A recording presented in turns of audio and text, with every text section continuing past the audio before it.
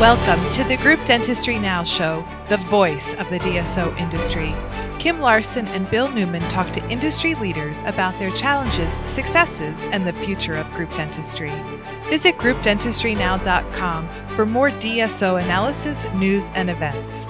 Looking for a job or have a job to fill? Visit joindso.com. We hope you enjoy today's show.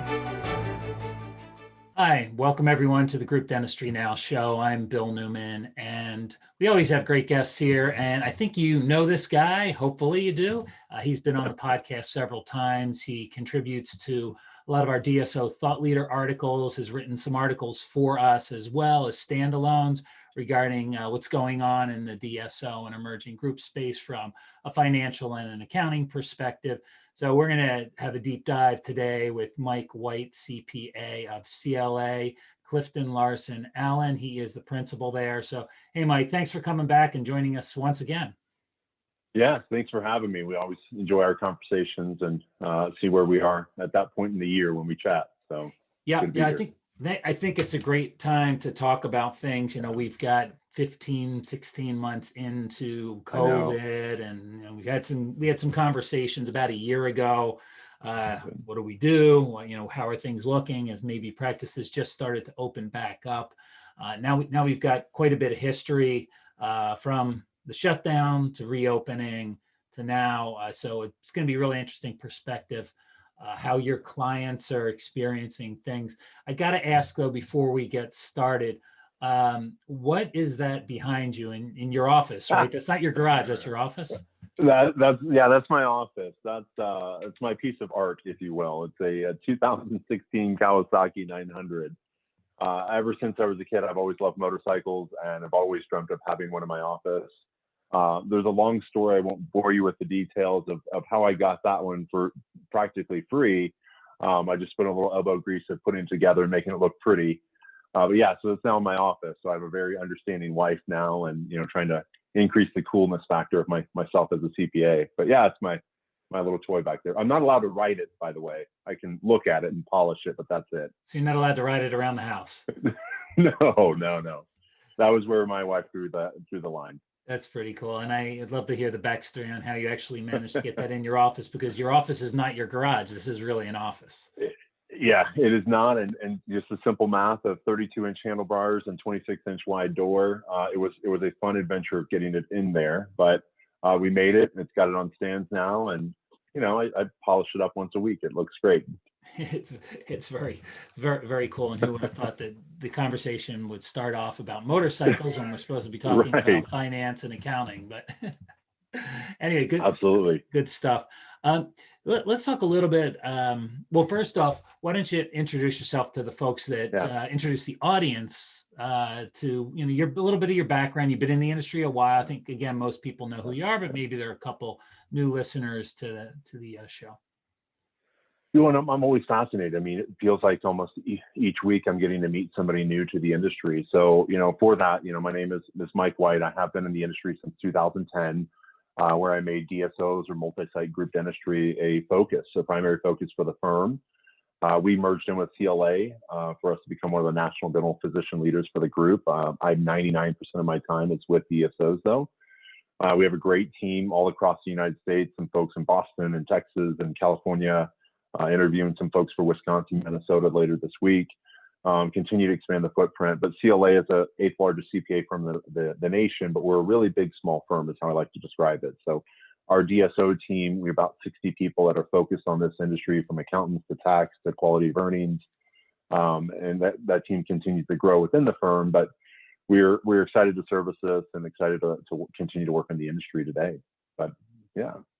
That's great. And let's talk a little bit more about Mike and certainly his reputation in the industry, which is a great one. And in fact, Group Dentistry Now has been partnered with Mike for working with you for quite a while, and now have the benefit of the team at CLA to behind you to back you up. So you're not doing everything on your own, which is great. But if you go to the Group Dentistry Now website, we actually have a tab that is dental industry services, and then under that we have accounting and CFO services, and we partner with CLA and Mike specifically to be able to assist anybody, any of our customers, any of our readers or listeners to the podcast. And why don't we talk a little bit more about that relationship, Mike, what you're offering there?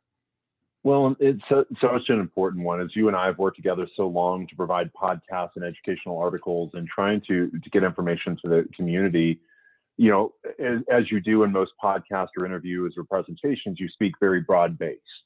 And the goal that you and I had together here was, let's take that broad-based conversation as deep as we can and offer a free courtesy assessment. And so that was one of the things that you and I came up with, we're working through. So if you go through the website, if you go through the accounting CFO services, there's an area to request that our consult will ask for some information. We'll have, it's usually more than an hour because there's about an hour conversation times two, pre and post, obviously looking at some data, and we'll just kind of walk through where are the opportunities for you as a practice, or spend that hour just asking us questions. And it gets a little bit more specific into your life cycle, if you will, and where you are, what you're trying to accomplish, and what questions you may have from advice you may not be getting. So that was the goal of it, and we're excited that launched, and hopefully everybody takes advantage of it. Yeah, that's great, and I can attest to the value of it. I've been on a couple of conversations with Mike and some emerging groups, and they can certainly feel free to pick his brain, and he's a wealth of knowledge and has worked with. I don't know. You tell me. What's the number? Do you have any speculation on the number of platforms you've worked with?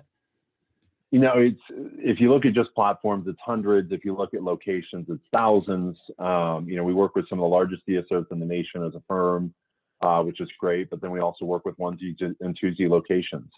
So we've really tried to run the gamut of helping people at various stages. We'll get into a little bit more of what we're seeing a lot more in the consolidation and some of the bigger groups and where people are in the life cycle of their DSO and what's changing there. But definitely we've touched a lot of lives, which is always, powerful when you think of what you're trying to do in your own personal life. So yeah, absolutely. Well, we really appreciate working with you. And so let's get into the Q&A section here. Yeah, sure.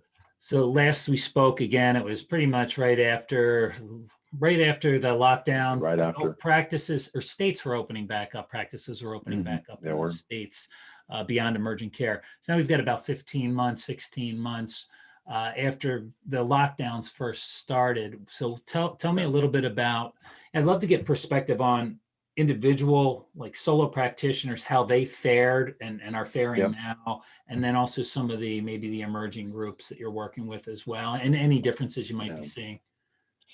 Yeah, it's interesting when you look at the solo practices and how they're faring through it's very community based. They're in the community, they're part of it, they're living the COVID shutdown and the rebound and all that stuff as part of that community. So very much you're seeing that they've done pretty well. They're trying to get the patient base back open and back into where they were before.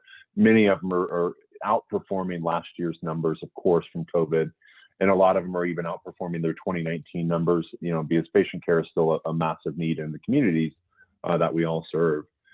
A lot of them are deciding, as we look at the aging population of the community, of the nation as a whole, a lot of them 5 to 7 years within retirement anyway. So this may have expedited some of the conversation, which lends into some of the more aggressive consolidations we're seeing today in a very, very busy and active acquisition marketplace. And we'll touch on that in a bit more. The emerging DSOs, what I love to see through all of this, of course, being an accountant and trying to stress over the last 10, 11 years, the importance of good data. What I have seen is this renewed interest in understanding where their business is at any given time. So we're talking a lot more about sophistication of accounting softwares. We're talking a lot more about the conversion to accrual and taking a lot more practices to that gap and accrual basis that they're seeking. So they're matching a lot more of information around that. They're, of course, thinking about where they go from here. Hey, there's an active community. Do we start acquiring practices? Do we start adding more de novos? What are we doing to position ourselves well?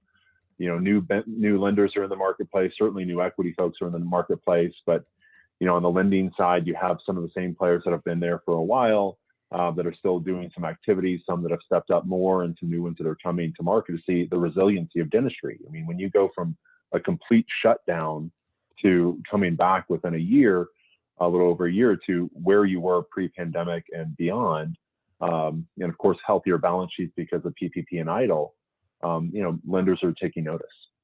That's great. So you touched on it a little bit, but as far as some of this consolidation at the top that had been rumored for years and didn't happen, and then all of a sudden we had 3, 4, 5 deals seem to happen, back to back to back. So do you think that is a result of COVID? Did COVID help kind of push that forward? What are your thoughts on that? And will we see more? Yes, to start with the last question, we'll absolutely see more. I think you start looking at the top 20, and there's really not a top 20, top 30 list. You kind of know who the big ones are, the big DSOs, big groups, but I do think you'll continue to see consolidation at the top. In addition, you'll see a lot more mid-market consolidation, those 50, 60 location groups kind of coming together to try to compete, to try to get better buying power, to try to get better resources. The biggest challenges today that we're seeing is people. People who are going to run these practices, people who are going to, check in your patients, be the assistants with you chairside, be the hygienist, have the doctors that are wanting to be a part of something bigger than their own. So that people factor that you still have to have for running a dental practice, that's where some of the consolidation is being driven. The multiples are great, the valuations are high, but that people side of the business I also think is what's driving some of the consolidation today. Yeah, great points. Let me touch on something that you mentioned earlier. Yeah. So you talked a little bit about, acquisitions. Do you feel, because valuations are pretty high right now, at least that's what I've been hearing. So do you see maybe some of these groups going, hey, we're kind of this, we don't want to overpay. So some are, because they may be, up for a recapitalization. So they might just want to buy.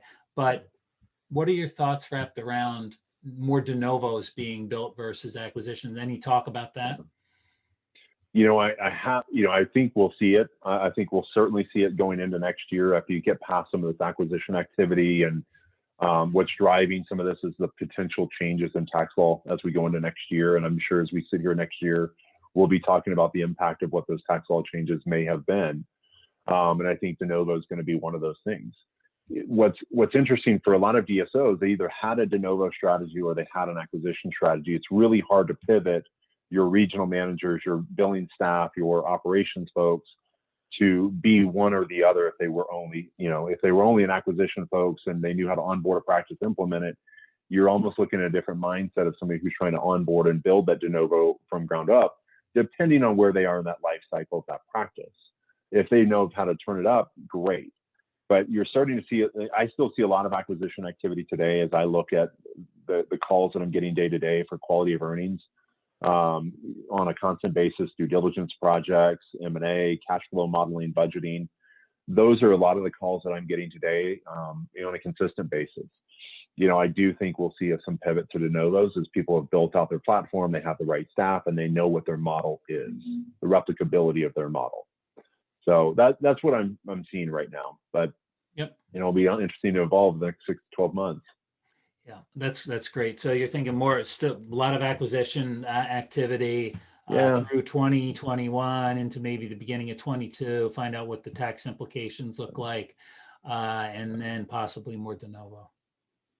And when you get on that valuation side, where I'm really seeing the valuations inch up higher, tends to actually be on the lower side. Those $500,000, $1 million EBITDA practices where there are a handful of locations where that's getting more and more competitive, where you could have historically purchased a practice like that for 4.5, 5 times EBITDA, maybe even a little less, put a little cash, borrow some money to leverage the position and grow it.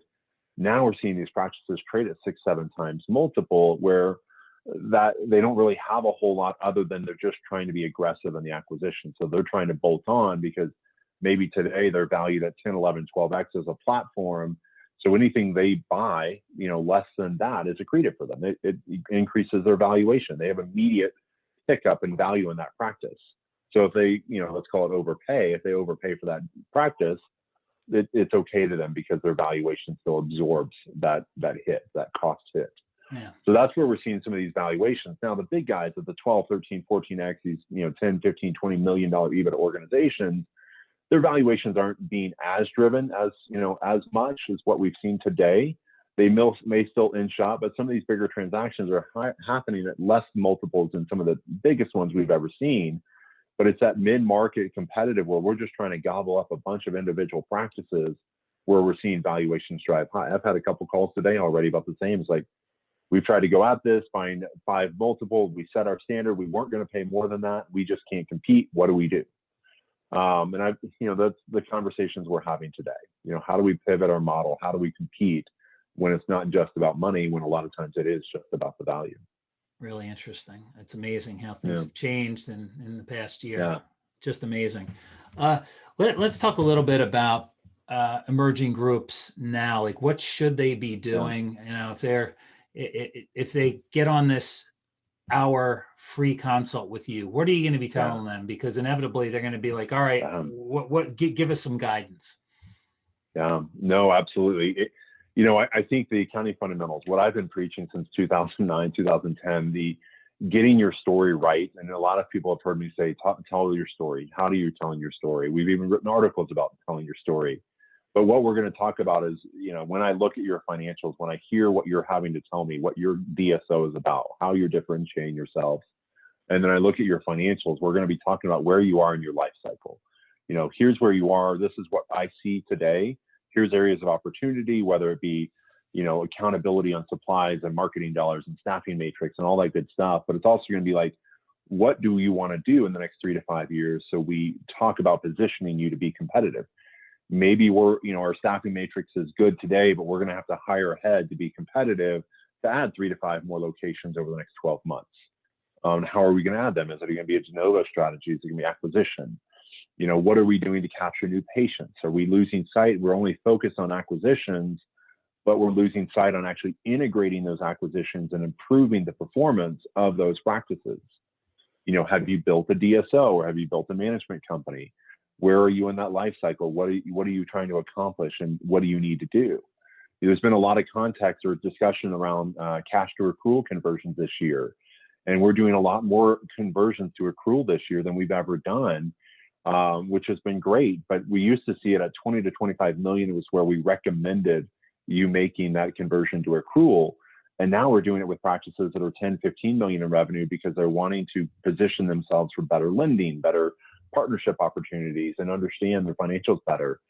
So then we talk about software and integrations and automation and all that good stuff. But those are the discussions we'll be having when somebody reaches out to us individually. And those are the discussions we're having each day now with our existing practices as well. Interesting. So, based on what you said there, do you feel like the sophistication level of emerging groups is growing? I mean, are you getting questions from them? Do they seem to have a little bit more information than they've had in the past? Yeah, and I do think the software and some of the technology at the practice management level is catching up. Some of the biggest challenges of the past has been getting good accounts receivable data, because there's not really a close cycle. It's not like an accounting system. It's not really a closed cycle, but now we're starting to see software starting to build that into their modules, starting to have conversations with folks like us, the CPAs, to say, what do we need to do to make the accounting process better? We're starting to see softwares talk to each other. We're working on one group now, and we're going to have 4 different softwares intersect with each other to give real-time data to the investors and private equity group and the CFO to make sure that they're operating it properly. But even down to the emerging groups, those 1, 3, 7 location groups up to 15, 20, that kind of emerging life cycle, if you will, we're still starting to see great questions, good vision, good foundation, but maybe the story doesn't quite meet what they're trying to tell, but they're easier changes than they used to be. But that still allows us to create some opportunities and create this ability to drive value for them, and that's the fun part. So, when you're talking to these emerging groups, I mean, are there certain services and that, whether they're financial or accounting, that bubble to the top? What are the needs that you're seeing? And just kind of curious if that's changed maybe in the past year.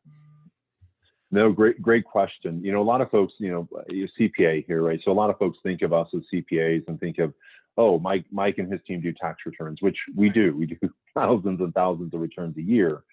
However, we also get financials done. We also do budgets and forecasts. We also even get into operational assessments and, how is Sally Jane interacting with Jim Bob, and who's accountable to what through that process? Do you need to hire an HR person? Do you need to bring in IT?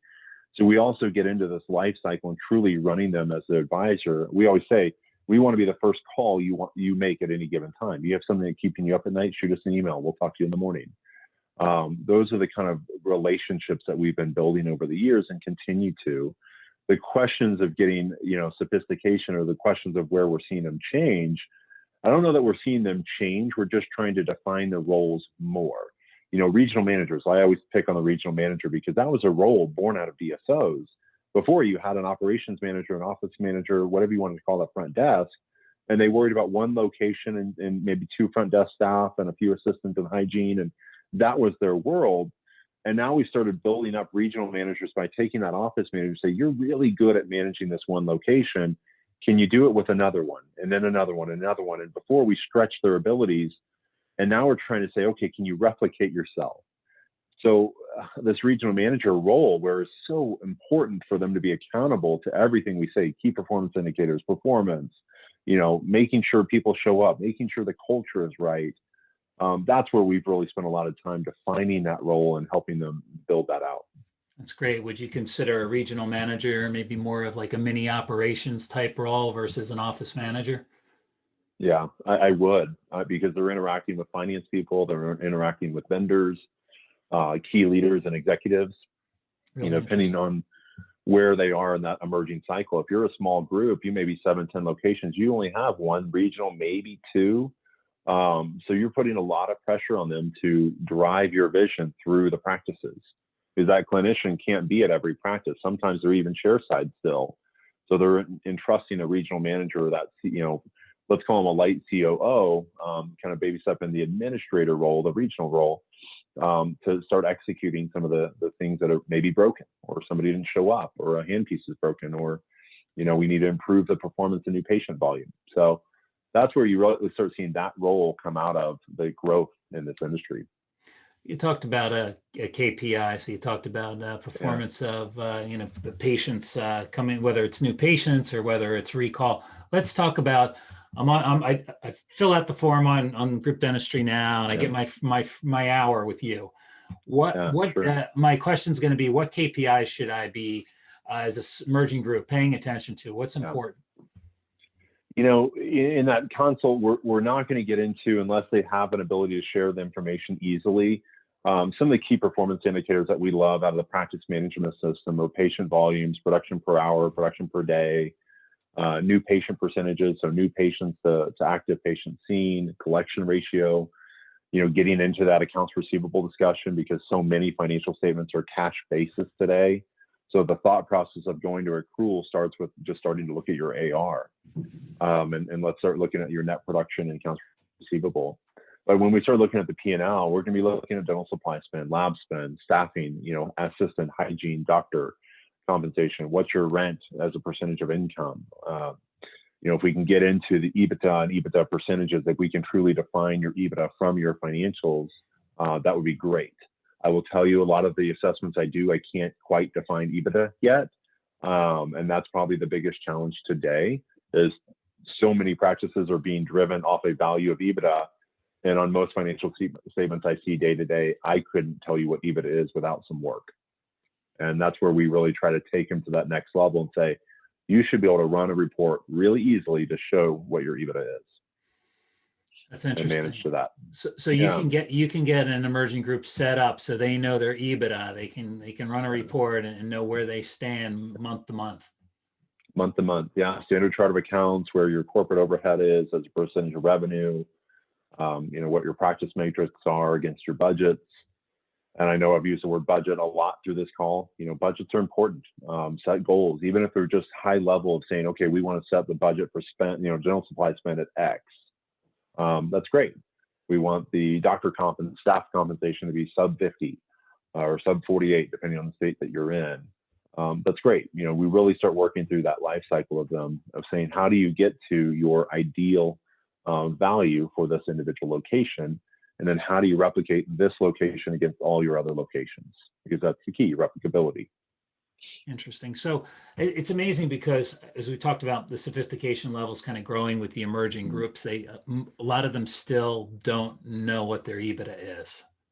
Yeah. They know what EBITDA is, but they don't know what their EBITDA is. And so many people are like, well, I got a 10 times EBITDA. And it's like, well, EBITDA as defined by you or EBITDA as defined by the buyer? Because so many times that's a different number. I've had so many conversations with some of the brokers, investment bankers in the industry. And it's like, well, yeah, the seller bought them at an 8 times multiple, but the buyer thinks they got a 12. And that disconnect in just the presentation of what the seller's perception, that should be the same number, right, for all intents and purposes. But a lot of times the seller doesn't always know what they're selling and how to drive that story home to maximize the increase of value. And that even gets into private equity. That's also just your partnership buy-ins, your lending capabilities, your day-to-day performance of just trying to manage and maximize cash flow. I don't want everybody to think we just talk about the people who sell, because we have a lot of groups that want to build to just hold on to, make it a succession-based business. That's awesome. So it was both sides of that. Really cool. The story is still the same importance. Yeah. Well, that's interesting. All right. So I've got last couple of questions before we wrap this up. So always ask the question, kind of get out your crystal ball, talk a little bit about predictions for the rest of the year, any trends that, you think we're going to continue to see or we might start seeing.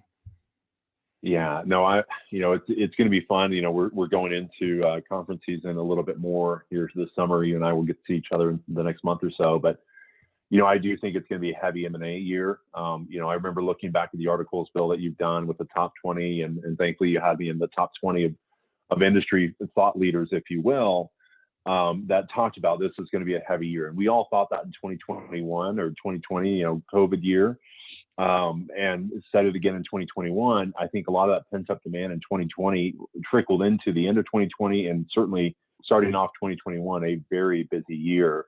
I think we're going to see leaps and bounds in the level of consolidation that's in the industry today over the next 12 to 18 months. I don't think things are going to stop at the end of this year. And I know some people believe just because tax laws may change, it will stop. There will still be cash on the sidelines. There will still be people needing to make investments. But I think this year, trying to lock in some, lower capital gains or potentially lower capital gains rates, it's going to be a busy year, as we've already seen. Yeah, that's pretty fair. All right, let's talk about those meetings that we've all been really excited to get back to, and I think they're starting to happen slowly. And I believe the first one is going to be in Denver, the Dykema conference towards the end of July, and you will be there. And I think you're speaking. Yeah, so I'm speaking at the Dykema conference on a panel. I believe Mark Rudolph, and I don't know who the other person is, but typically it's a good showing and great perspectives. Mark and I get along great, and always enjoy. He and I get caught up probably once a month or whatnot. But I'll also be speaking the day before at the Tusk workshop and making it a workshop, which will be fun. Me, along with 5 other folks from my team, are going to be there as well. So we'll have a really good opportunity to see some friendly faces and clients and have good conversations. But really excited about Dykema. I know they're going as hard as they can at maximizing the capacity, because there is some pent up demand and wanting to get back to the conferences for not only vendors like myself, but certainly the clients I'm talking to as well to be there. So for those of you who haven't registered, I'll see you guys in Denver, and we'll have a good time. And then I'll be there in September with you, Bill, and HR for Health and the joint group Dentistry Now in San Francisco. I'm excited about that, and get to speak with Dr. Rowe and Mike Montgomery, amongst some other great panelists that you have as well. Yeah, that's great. That's in San Francisco, September 7th through 8th, the DSO Leadership Summit, which is right before the CDA North meeting. So it's at the Marriott Marquis downtown, which is just a really cool hotel. And we're going to be doing the Emerging Groups to Watch Awards at the bar area, which is on the top floor and has just this really cool view of the Golden Gate and downtown San Francisco. So should be a lot of fun, and really looking forward to you. So you're going to actually be speaking, with Dr. Rowe, Mike Montgomery, and should be a great conversation. Of course, we've got a lot packed in there, but so we've got Dykema, DSO Leadership, and are you doing anything else, or to be determined? To be determined. I've been doing interviews and podcasts and stuff, but I am starting to get out and meet people again, and starting to visit with folks, which is good. It's kind of been a nice feeling. I'm trying to do some educational ebooks, if you will, just try to get some content out. And we've worked on trying to develop some content with many different thought leaders to get a lot of different voices into it. It's always good to have that kind of conversation and make sure you're getting multiple perspectives, especially if there's some consistency in what they're saying. But yeah, I think I'll probably attend one or two others later in the year. I think they're still being announced on some of the conferences of when they will be in live and in person. So I'm being a little fluid on what, Right. what that'll be. So. Right, and I think it's going to become a challenge because you're getting meetings that were supposed to be in Q1 and Q2 that everything's being kicked to 3 and 4. So you're probably going to have some overlap and have to make some decisions on which ones you want to attend, or if you want to attend at all. But it's nice that we get a chance to see you in Denver in July, and appreciate you taking time today. To help educate the Group Dentistry Now audience. I mean, you do that through the articles that you work on diligently with us, and the thought leader article. It's always great to get some insight. I always reach out to Mike at last minute and say, "Hey, Mike, what's going on?" So we certainly appreciate that, and CLA and the work you've done with some of the DSO customers that are readers or listeners of our podcast or of the website. And I'm excited to see more motorcycles and backgrounds. I mean, I think, Bill, next time we talk, we should get one embedded in the imagery there in the back. We could do that. Yeah, we could actually just have some type of hologram, or maybe even have like a GIF or a GIF that kind of drives and back and forth. But I think after this podcast, I might start calling you Motorcycle Mike, the CPA. Yeah, there you go. Motorcycle Mike. I like it. Yeah, just the person who's no longer allowed to ride them, but that's okay. Well, you've created a new type of art, which I think is even better. Yeah, we're excited. Cool. It's fun. All right. Well, hey, thanks again. We appreciate Mike White, CPA from CLA, principal at CLA, for being on the Group Dentistry Now show. He's welcome here anytime, and we appreciate all the great contributions he makes to the industry and to our website. And also, again, don't forget, if you really do, we're not just kidding around. He does offer a free hour consult. Please take advantage of that. I'll drop a link in the show notes so you can access it easily, but you can just go to our website, groupdentistrynow.com. We have a dental industry services tab. Click on that and you'll find Mike and you can register. Yeah. So no, please take advantage of that. I always enjoy getting to know new people, listening to the story, how they built their group, but I also get a lot out of it. But I also share as much as I can within that time context. And if it leads to a longer relationship, great. If not, then give you some coaching notes for the future, and that's the goal. So that sounds great. All right, everybody, thanks for listening. If you're listening on Apple or Google or Spotify or those other audio platforms that we have, or if you're watching us on YouTube, or you just found us on the groupdentistrynow.com website, we appreciate Mike, and we appreciate you as the audience. Until next time, I'm Bill Newman. The Group Dentistry Now Show has listeners across North and South America, Europe, Asia, and Australia. If you like our show, subscribe today, and please tell your colleagues about us.